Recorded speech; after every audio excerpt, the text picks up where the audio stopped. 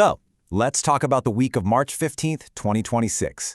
And I have to tell you, this is not just another week in the astrological calendar. What we're about to dive into is a really pivotal moment, a profound shift from some major endings to brand new beginnings that honestly are probably going to define the rest of your year. And hey, don't just take my word for it. Our source material from astrologer Bia Sakira calls this one of the most important, one of the most pivotal weeks of the entire year. And that's because it's not just one or two things happening, it's this powerful cascade of cosmic energy all hitting at once. So here's how we're going to break it all down. First, we'll get into the really deep sense of closure that's sweeping in. Then, we're going to look at the bit of chaos and reorganization that's about to hit our global systems. After that, we get to witness the birth of the brand new astrological year. And then, the best part, we'll get into what all of this means for you, sign by sign. All right, first up, the grand finale. The week really kicks off with this profound feeling of a symbolic closing. And it's all centered around the new moon in Pisces, the very last sign of the zodiac. Every new moon is like planting a seed, right? It's a new beginning. But a new moon in Pisces, that's different. Since it's the last one of the astrological year, it's kind of like a seed being planted in the soil of endings. It's all about letting go, getting those spiritual insights, and really finding closure on a deep emotional level. And this is where you can feel the sheer weight of this moment. We're not just ending a little monthly lunar cycle here. I mean, look at this. We're closing chapters that have been open for years, even decades. That 18-year North Node cycle, that's about our collective destiny. And those long Saturn and Neptune cycles have been shaping our society, our structures, and our dreams for so long. This is a moment of major purification on a truly massive scale. And this whole theme of completion is even echoed in the exact placement of the new moon. It's happening at 28 degrees of Pisces. I mean, you're at the final degree of the final sign. Astrologically, this is literally the end of the line. It's a point of transcendence, where one cycle has just completely exhausted itself and is ready to dissolve into whatever's next. It's an ending that is, at the very same time, a beginning. Okay, so, just as we're all trying to process these huge endings, the planet of communication and logic, Mercury, decides to slam on the brakes. And this is what creates the central tension of the week, what we're calling the Great Reorganization. It's a really crucial question, right? Think about it.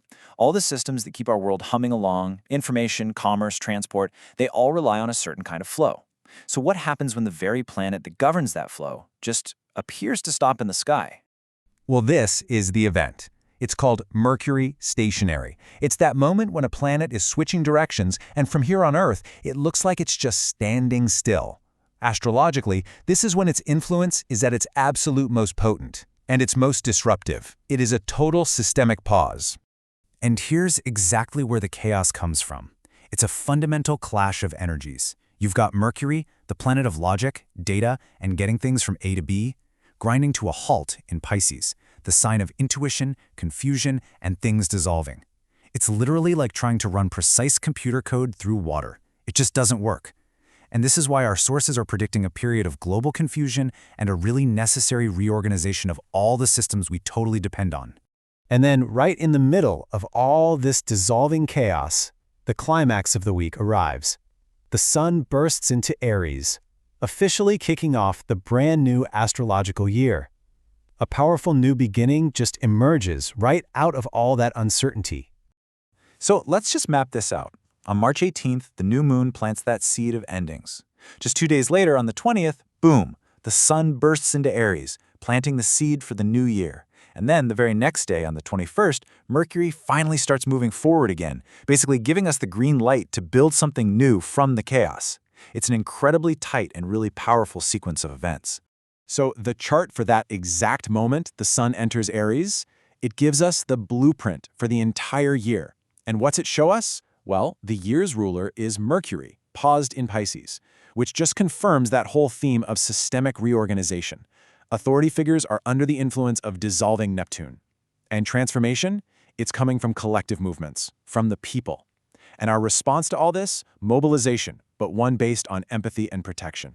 So the story of the week is actually crystal clear. We have to move through this necessary period of dissolution and confusion. And it is from this exact chaos that a new, dynamic cycle of action, courage, and just getting started is being born. Okay, so that's the big picture, the collective energy. Now, let's bring this down to a personal level. Because this super potent new moon is planting a seed in a very specific area of your life, all depending on your sign. So let's find out where that focus is for you. All right, let's kick it off with the fire signs.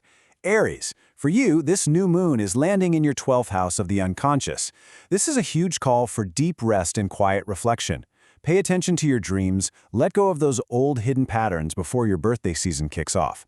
Leo, the focus for you is your 8th house of transformation. It's time for some deep emotional release, healing old wounds, and dealing with old debts, both financial and emotional. And for you, Sagittarius, this seed is being planted in your 4th house of home and family. This starts a new cycle in your personal life, encouraging you to heal and build a much more secure emotional foundation. Now for Earth signs. Taurus, this new moon is lighting up your 11th house of future hopes and groups. This is your chance to dream up a brand new long-term vision and take a good look at who you want on your team moving forward. Virgo, this energy hits directly in your 7th house of relationships.